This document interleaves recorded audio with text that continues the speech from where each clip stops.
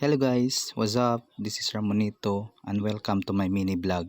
This is my first time na mag voice over. So, for today is ako ipakita din ninyo kung unsa akong trabaho. Ayan. So, okay.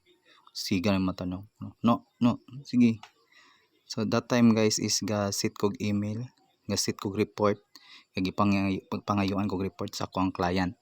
Na So kung mangutana dai mo kung asa ko nag-apply ana nga trabaho, ni himo na kog kuan, tawag ini resume, o naghimo ko sa Upwork.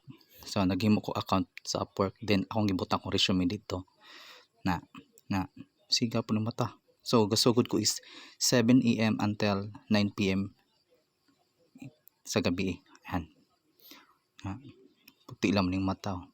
Dali diha, lantos kamera pakyut, sus kambukan nimo sana guys. So kay breadwinner man ta, man atong trabaho. So kay wala pa may kuan, supply ang usa na kong trabaho, so mantin nila ta diri dapita na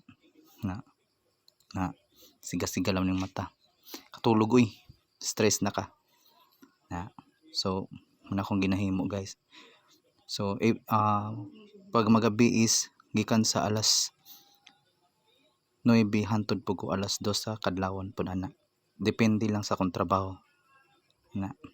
So kapoy siya, pero try ko na to kung kaugalingon nga way kapoy kay kung di ta mo trabaho wa po tay sweldo na guys.